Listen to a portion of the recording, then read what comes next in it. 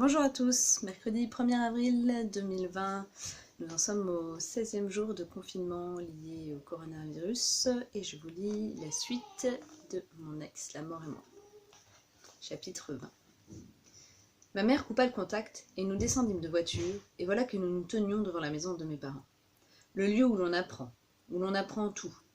Dans cette phrase, j'aurais aussi bien pu dire « l'homme » plutôt que « on ».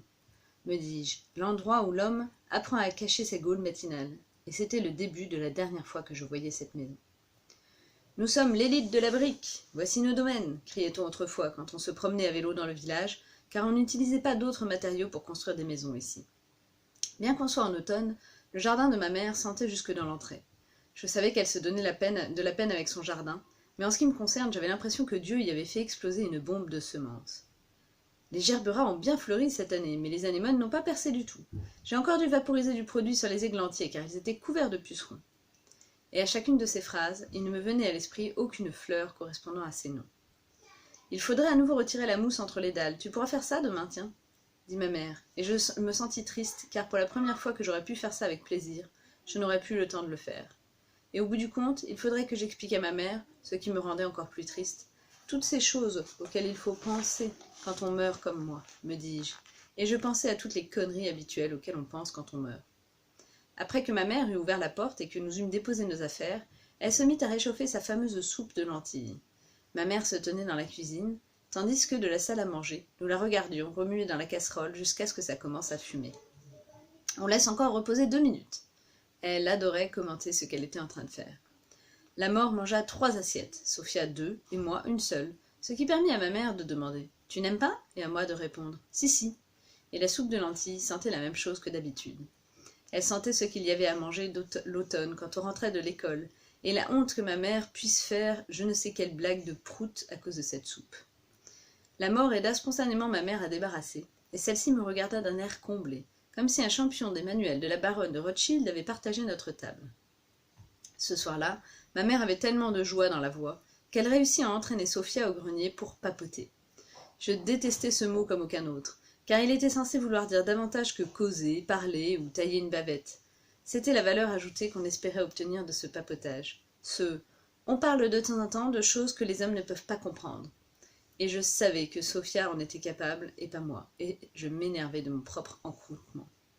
Pour la première fois depuis ce qui me semblait une éternité, la mort et moi pouvions parler entre 4 yeux. On s'assit devant la maison, sur le banc entouré de pots de terre cuite de tailles diverses qu'une amie avait refilé à ma mère, pensant qu'elle pourrait échapper à sa crise de la quarantaine imminente en ouvrant un magasin de produits italiens. Et ça, dans une petite ville où, par produits italiens, on entendait des disques de chants de gondoliers vénitiens interprétés par des immigrés musiciens qui, pour donner un son ou une voix à leur nostalgie, entonnaient des chants à la gloire de leur patrie. Autour de nous, on pouvait deviner dans le crépuscule le jardin mal entretenu par l'enfant du voisin. « Pour 8 € de l'heure, il pourrait quand même mieux tondre la pelouse, » dit la mort.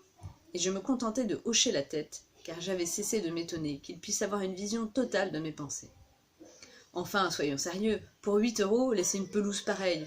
On dirait toi, à l'époque, quand tu t'étais coupé les cheveux tout seul à 17 ans. « Est-ce que je peux revoir mon fils ? Est-ce que je peux revoir mon fils par pitié ?» dis-je en interrompant la mort, avec dans la voix le ton de quelqu'un dont l'équipe favorite est menée 1-0 dans un match de foot et qui de tout son être ne souhaite rien d'autre que voir encore un simple but. Il faut que je revoie un but. Est-ce que je peux revoir un but par pitié ? En se dépêchant, on pourrait encore y arriver, mais dans ce cas, il faudrait qu'on ne tarde pas à partir. Peut-être demain ? Je ne sais pas combien de temps on peut encore se balader ici côte à côte. C'est drôle, non ? Il y a un certain nombre de choses que je sais et d'autres pas du tout. Tu sais où il habite, ton fils ? Bah, là où j'envoie les cartes. C'est à 800 km à peu près. Ça peut se faire en 2 jours. Mais laisse-moi deviner, ma mère aussi doit venir ?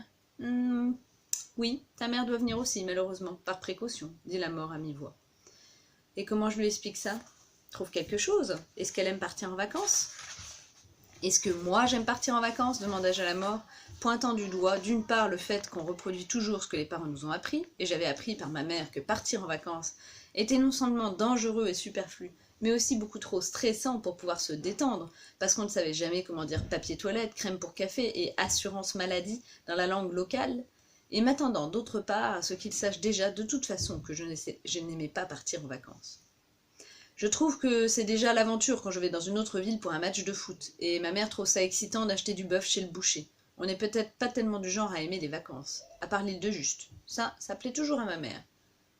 Moi, je me sens franchement bien ici en vacances. Mais toi, il ne peut rien t'arriver de toute façon.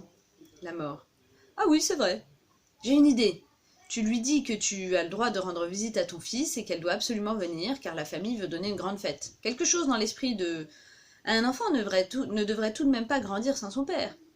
Et j'étais surpris de la faculté qu'avait la mort à résumer si simplement des choses aussi complexes que des querelles de famille vieilles de plusieurs années, tout en ayant l'air si positif. Moi aussi j'ai une idée. Et si je lui disais que la chancelière l'avait invité pour le café et que j'étais celui qui devait lui apporter la nouvelle? C'est tout aussi réaliste. Pour, ça ne se dit qu'en Autriche. Moi, quoi? Pour le café, ça ne se dit qu'en Autriche. Ça explique probablement du fait que mon père était autrichien. Je sais, dit la mort. Je sais que tu sais, mais je ne sais absolument pas si Johnny vit encore là ou si là où j'envoie toujours les cartes postales.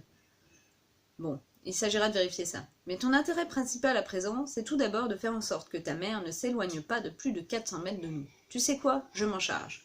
Demain, je dirai à ta mère qu'elle doit nous accompagner.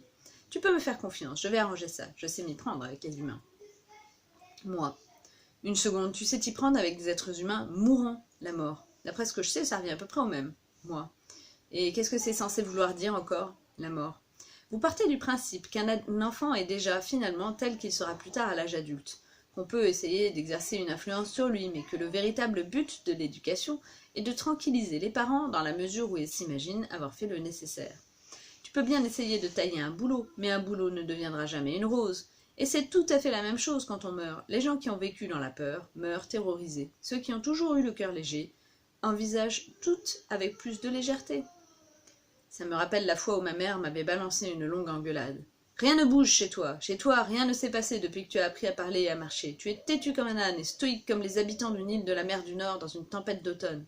Pourquoi construire une digue? De toute façon, une autre tempête arrivera avant. Bizarre, bizarre, avais-je répondu à l'époque. On dirait un peu un mélange de toi et de papa. Je te prie de laisser papa en dehors de tout ça. Cette manière que tu as de rejeter les conseils, cette façon que tu as de penser que tout ça ne mène à rien.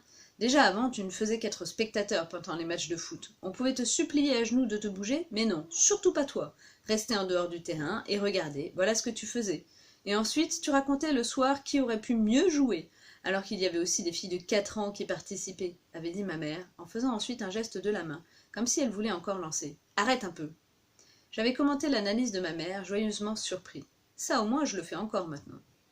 Ah oui, tu le fais encore, et quand on t'a demandé un jour si tu ne voulais pas devenir l'entraîneur de foot de l'équipe junior, tu as dit non, bien sûr. C'est que je n'aime pas trop donner des ordres, et je n'apprécie pas beaucoup d'en recevoir non plus. C'est sans espoir avec toi. Au moins tu es devenu quelqu'un d'honnête. Ou pour être exact, au moins tu touches suffisamment chaque mois avec ton travail pour ne plus vivre à mes crochets. Qu'est-ce que ça veut dire, ça? Encore une fois, ça ne te convient pas que je sois arrivée à sortir de la classe sociale dans laquelle on vit? Ça ne te convient pas que je sois simplement devenue aide-soignant pour personnes âgées, au lieu d'être comme toi quelque chose d'aussi prestigieux que agent administratif, à signer des dossiers à la chaîne? C'est ça que tu veux me faire comprendre? Tu sais quoi? Je préfère encore essuyer 10 paires de fesses plutôt que de signer un dossier. Comme ça, je suis celui qui gagne sa vie grâce à l'argent que tu alloues. Mais souviens-toi de ça aussi, et je le pense sincèrement. J'apporte mon aide, et toi, tu fais obstacle. Et au même instant, le côté autoritaire de mon ton m'avait fait de la peine. Ma mère avait regardé par la fenêtre, comme elle le faisait toujours quand elle voulait dire 100 choses, mais qu'elle savait que ça n'avait pas de sens avec moi de toute façon. Et alors elle disait « Tu es si, si, si !»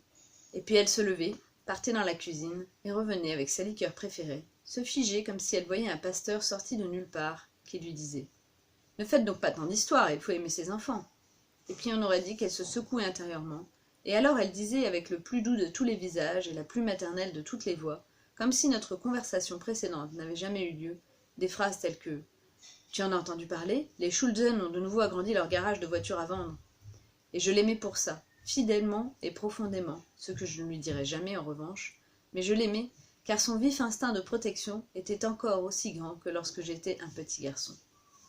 Et ensuite nous parlions du concessionnaire.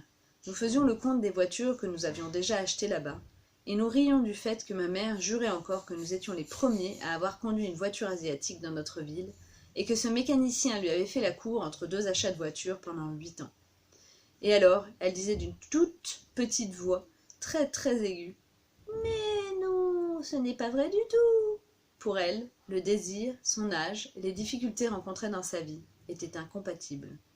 Et je m'imaginais toutes les voitures que nous avions conduites un jour, garées les unes à côté des autres, leurs phares commençant à vaciller pour s'éteindre bientôt pour toujours.